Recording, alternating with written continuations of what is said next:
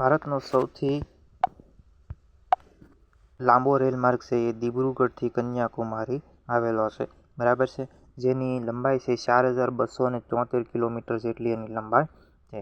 ત્યાર પછી વાત કરીએ ભારતીય રેલવેનું રાષ્ટ્રીયકરણ ક્યારે કરવામાં આવેલું, તો ભારતીય રેલવેનું રાષ્ટ્રીયકરણ છે એ 1950માં કરવામાં આવેલું.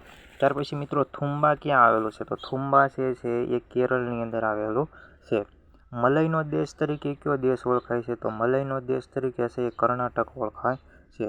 પછી વાત કરીએ નેશનલ ડિફેન્સ એકેડેમી ક્યાં આવેલ છે, તો નેશનલ ડિફેન્સ એકેડેમી છે એ ખડકવાલા ખાતે આવેલ છે, પુણે મહારાષ્ટ્રની અંદર આવેલી છે.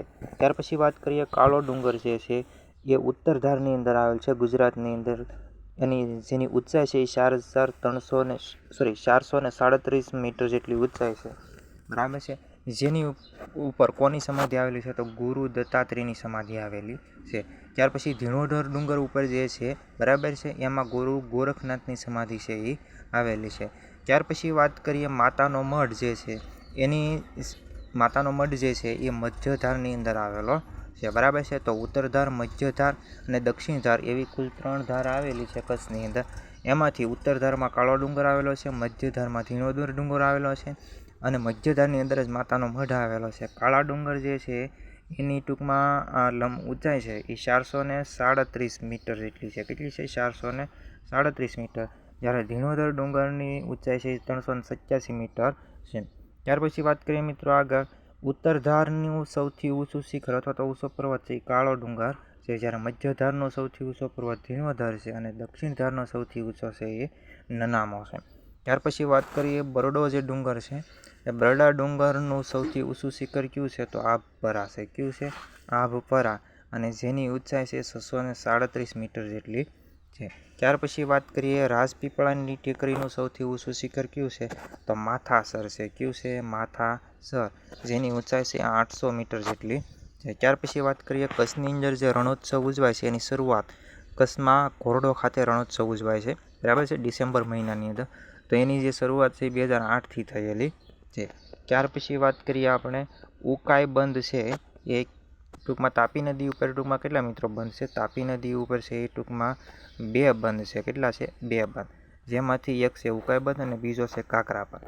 તો ઉકાઈ બંધ છે એ ક્યાં આવેલો છે, તો એ તાપીમાં આવેલો છે, બરાબર છે, તાપી જિલ્લાની અંદર. જ્યારે કાકરા પર બંધ છે એ સુરતની અંદર આવેલો છે. ત્યાર પછી વાત કરીએ મિત્રો તો વિશ્વનું સૌથી મોટું પ્રાણી સંગ્રહાલય છે એ ક્યાં બનશે, તો મિત્રો જામનગરનું મોટી ખાવડી, બરાબર, જામનગરનું મોટું ખાવડી ગામ છે એ ત્યાં છે એ સૌથી મોટું પ્રાણી સંગ્રહાલય બનશે.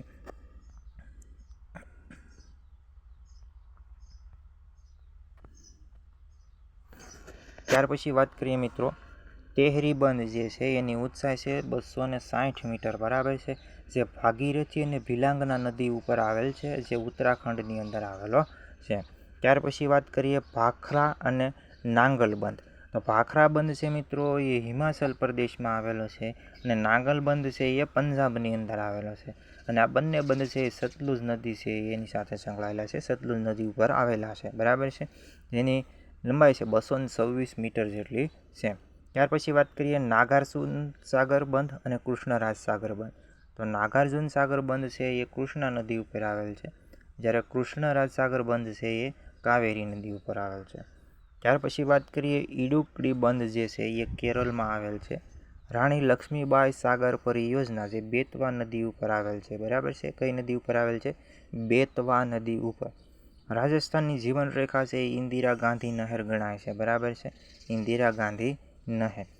ત્યાર પછી વાત કરીએ આમ્રવર્ષા. આમ્રવર્ષા છે એ ક્યાં જોવા મળે છે, તો કેરળ અને કર્ણાટકના તટીય ભાગની અંદર જોવા મળે છે.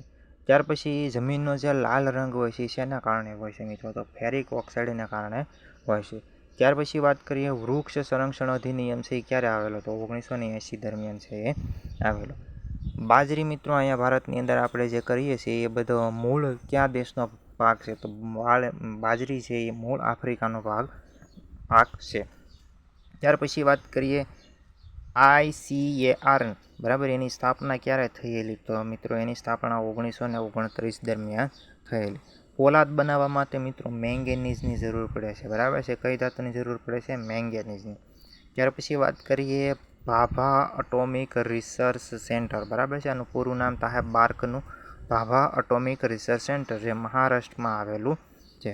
ત્યાર પછી વાત કરીએ આપણે તો સેલ, બરાબર, steel authority India limited, steel authority of India limited, જેની સ્થાપના 1973 દરમિયાન થયેલી છે. ત્યાર પછી વાત કરીએ મિત્રો સ્વર્ણિમ ચતુર્ભુજ યોજના, જે કેટલા કિલોમીટર લાંબી છે, બરાબર, મોસ્ટ લાંબી છે 5847 કિલોમીટર, બરાબર છે. એ એટલી સ્વર્ણિમ ચતુર્ભુજ યોજના છે એ 5847 કિલોમીટર લંબાઈ ધરાવે છે.